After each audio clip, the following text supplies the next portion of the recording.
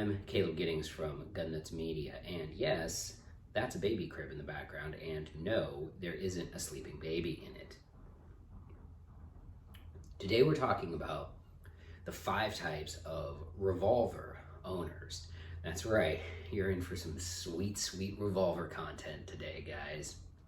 Now, revolvers aren't as popular as they used to be for a number of reasons, the biggest of which being that semi-automatic pistols are now super reliable and super dependable and will do everything you need a handgun to do. But there are still some people who choose to own a revolver. And today we're going to look at the archetypes that most of those people fall into, starting with number 5. Number 5 is the basic. See, number 5 wants some gun for personal protection, usually home defense, maybe a little bit concealed carry, and so they end up with a revolver. Often, it's something like this. Not this exactly, because this is a heavily modified Ruger Match Champion, but they'll get a 4-inch 357 Magnum. Why? Because that's what they get. They get a 4-inch 357 Magnum. Or they'll end up with a jframe. Again, not like this one, because this is a 1.875-inch scandium frame 22 Magnum, but you get the idea. They end up with a 357 or a J-frame or something like that, because wherever they bought their gun from, the gun store or their cousin or whatever was like, well, you need something simple and, so you can load it and it'll be ready to go. And that's not necessarily the wrong idea. It's something that we've actually discussed in my U-shaped revolver utility curve video, which you can see right here. Now, that's all well and good. So that's number 5. Number 4 is where we start getting into more entertaining archetypes. Number 4 is the competitor, and this is the guy who shoots revolver division at the match. There's very few of us left. We are a dying breed, like Jedi Knights, because we're awesome. We're like the Jedi. Just want to say that one more time. Revolver shooters, Jedi Knights. Anyway, the revolver shooter at the match, archetype number 4, will always have some kind of 8-shot revolver that feeds off of moon clips. And you'll notice that my Ruger Super GP100 is lacking its grips right now. That's because I'm waiting for new ones to get shipped here from Ruger so I can get some checkering.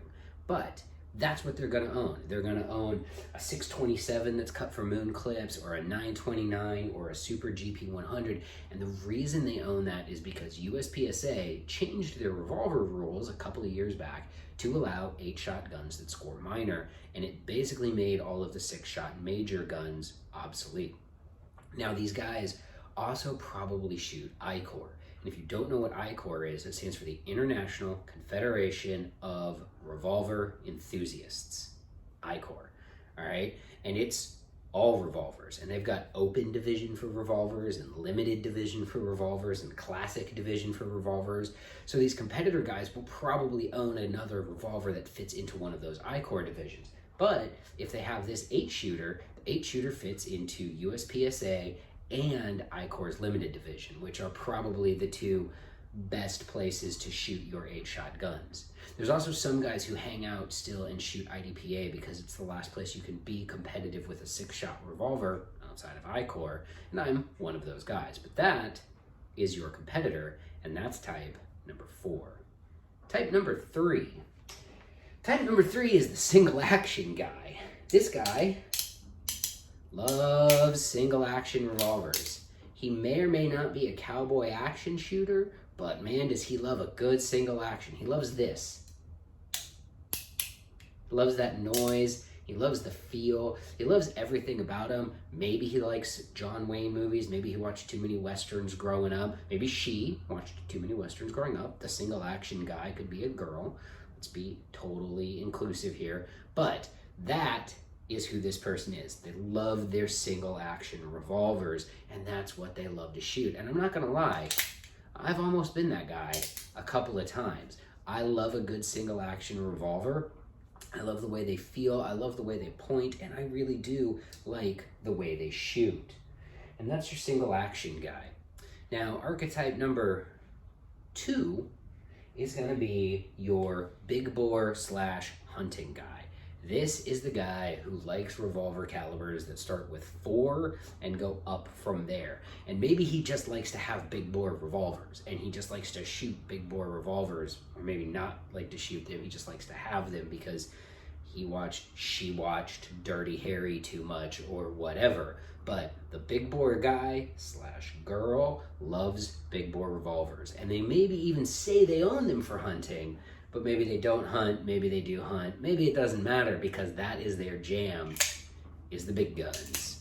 They've got 44s, 45s, 454s, 500s. There's so many crazy big bore revolver cartridges out there, it boggles the mind. And it's cool, man, if that's what you're into, you know, some people juggle geese, I guess, so you do you, boo.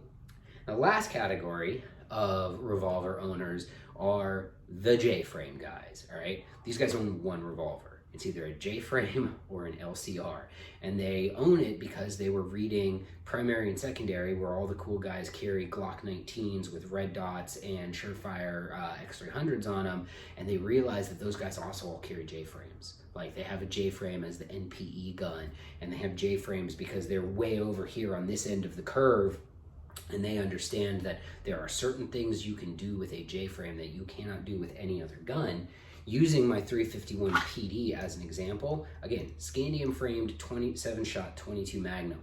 I can carry this gun in literally a bathing suit, and it's the only gun I can really realistically do that with. So, if I'm going somewhere in South Florida where I might be wearing board shorts, and I need a gun, I know it's a weird day, but it could happen, 351 PD, and hence the J-frame guys. And that's your number one category right there. Those guys are at like the top of the U-shaped utility curve, and they know how to shoot these revolvers well. They're into it. And then some people will buy it because they want to be cool, like Daryl Bolke or Chuck Haggard.